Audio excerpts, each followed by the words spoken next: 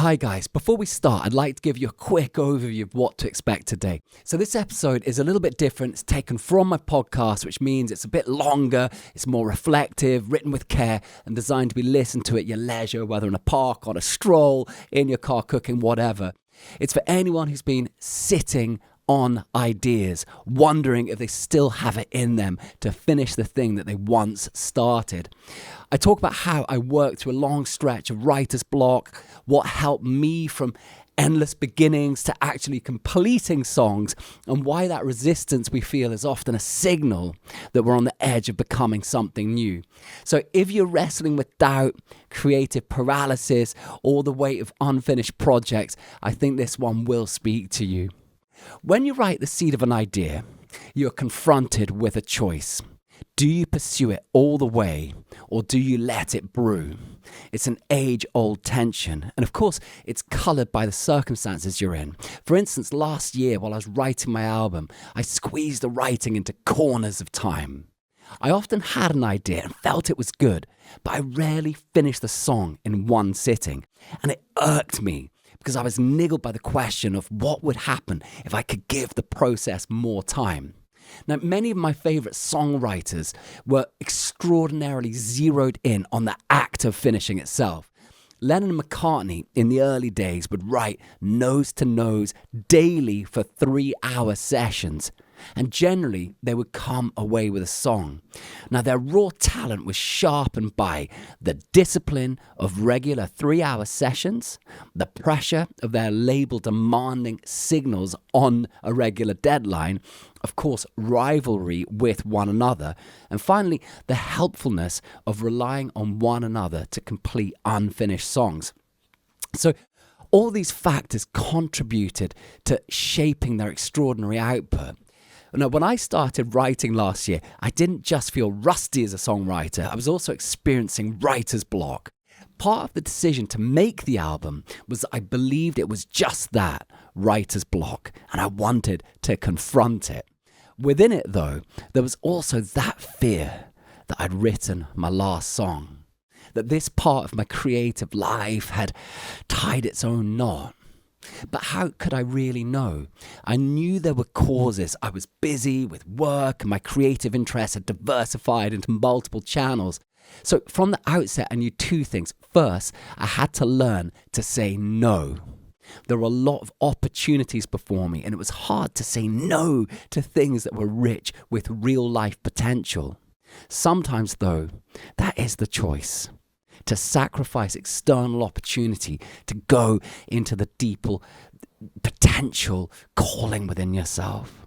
The second, perhaps more importantly, I needed to know if I still had songs in me. The resistance we feel before plunging into something that's calling us is often based on fear of the ego.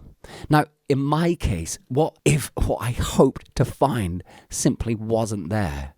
Now, I leaned hard into this question. I realized its opposite would be much worse, regret. And so I rolled up my sleeves and decided to start prioritizing the process. Now, that sounds romantic, but what it meant in real terms was trudging down through the snow in early January last year, that was the beginning of 2024, and sitting within the writer's block itself. That's the hardest thing about the uncertainty at the heart of creative life. The emptiness and inspiration are radically linked. Sometimes getting to inspiration is about how durable you are through bouts of emptiness.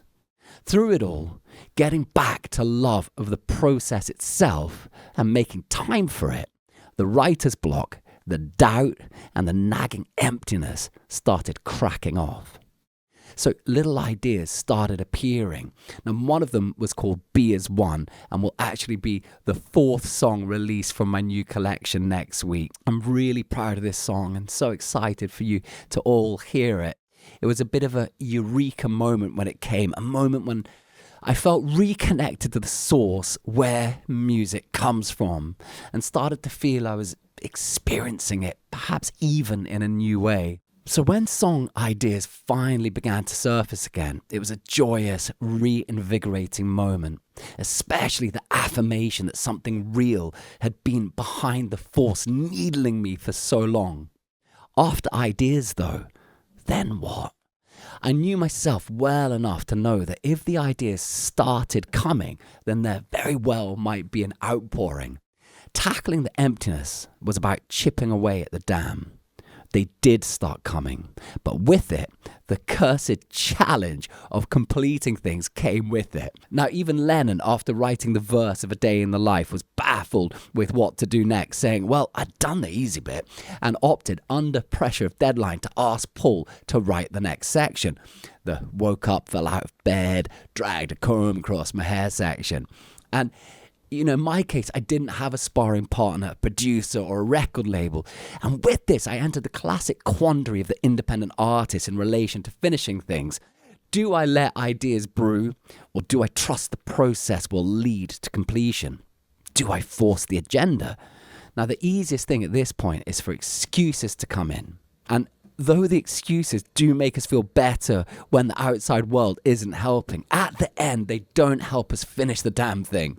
So it was at this point that I started to think a lot about the Beatles and their circumstances, and thought in a sort of playful way if I could replicate them for myself in a miniature, personal type of way. And so here's how I approached it. One, I thought about an imaginary partner. After writing the first part of the song, I tried to slip into the flip side itself. How would I approach the problem if I were not me? How could I discover the chorus sequence for this verse if I approached it from the opposite of how I'd expect to? What would happen if I imagined I was the lead guitarist who could create the unimaginably wonderful hook that takes a song in a whole new direction, or the pianist who stumbles across the impossible chord sequence that unlocks a progression I could never think of? Could I be that person? Of course, you're still yourself, but these strategies unlock parts of you that you didn't know existed. And it helped me every time I hit blockade. My takeaway from this is that when stuck, try doing something you would simply never do. Even by realizing you don't want to do whatever the hell it was that you just wrote after all, you still nudge something, you stay in movement. Now, the second tactic I used was booking the studio in advance, the recording studio. The next decision I made was to become essentially like my own label. So I would book the studio time every 2 months throughout the year. And it gave me enough time that I could allow the ideas to brew, but not enough time that I could get distracted and move on to other things. Because I wasn't writing a lot of songs, I was essentially forcing my own hand to finish the songs that I was writing. I've been in the arts long enough to know that days can turn to months and months to years, and we all have our albatross projects, those projects we never complete and never somehow move on from either. Kind of more positively, I was determined to see what would happen if I really made the effort to get the songs over the line within the actual window of their inception, of their writing, of their birth. The decision about the studio time acted as a regular hard stop. It brought me an intensity to the process that would have been missing otherwise. It also had another effect. I was consistently clearing the desk. So rather than being weighed down by a growing abomination of new ideas, actually like I am at the moment, I was finishing whatever ideas were coming through. And what I loved about the process is that it meant I could stay up to date with myself emotionally. And I think when the album is finally released in its totality rather than individual songs, that will be one of its strengths, because it's a broad arc of thoughts, feelings, emotions and observations, but all written under the same umbrella of time. Now, the third strategy I used was rivalry with something unexpected. The final aspect I brought into my process was a sense of rivalry. I don't see rivalry usually about being with other musicians. The arts has never been about something competitive to me. I know it is to other people, but it's not my thing. But I did want the songs to sit in the room. By that, I mean to sit in the room with the songs that I love. I didn't want the songs to feel like imposters next to the songs that I love, to feel out of place. And it was my metaphorical measure of quality control, if you like. When we are working on something in private or in isolation, as is so often the case with our projects, we need something to measure ourselves by. It's hard to get right, judge ourselves too quickly or too harshly, and it can send us into retreat from the very thing that we set out to create. Go too easy on yourself and you lose the quality control needed to do really good work. So into my little room entered a little hearty and healthy rivalry, not like Lennon had with McCartney or George had with the other two for that matter, but a playfulness to coax something unexpected or to redo something until it surprised me.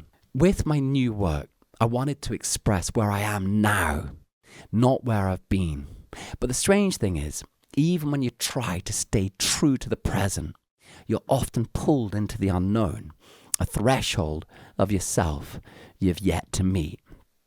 It's not a comfortable experience, and it's not supposed to be. Shedding old skins never is.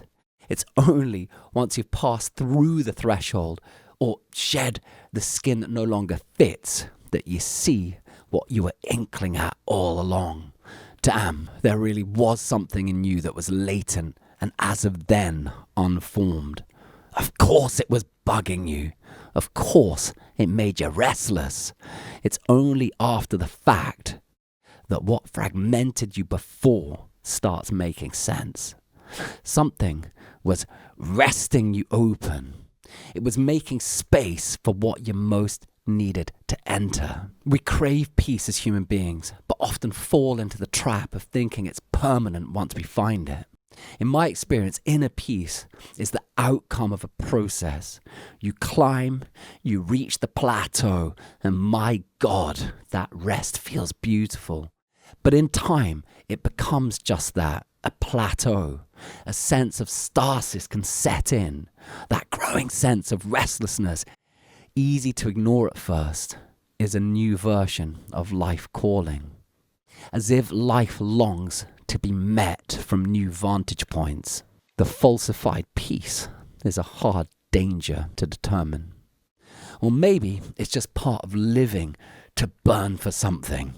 What is that flash in the firefly? What is the colour of the breath as it meets the crisp chill of dawn? What is the buzz in the belly as the sun breaks across the mountains blue? Our ideas, our dreams, our callings, they are there for a reason, but they also come with their own challenge. To bring an idea to completion is to answer life's gauntlet. That gauntlet is always asking the same question: who are you really? For me, finishing a song, writing, recording and releasing it is a small way of giving form to the transformation between two selves, an emanation frozen for a moment in time. I think this new project called to me because I was wrong about a place I thought I'd already arrived. I wasn't ready to settle for that version of me. It wasn't yet fixed. It was still unfolding. I was still unfolding. So I write this to remind you, keep moving your little dreams forward. Keep nurturing those little ideas. Keep having the courage to take the tiniest step before you. In a world where everyone is too clever and knowing to believe in life, be the fool who does so. It's in these things, these tiny things, that life happens. Part of that journey is reaching the joyous plateau before discovering you still have some distance to go.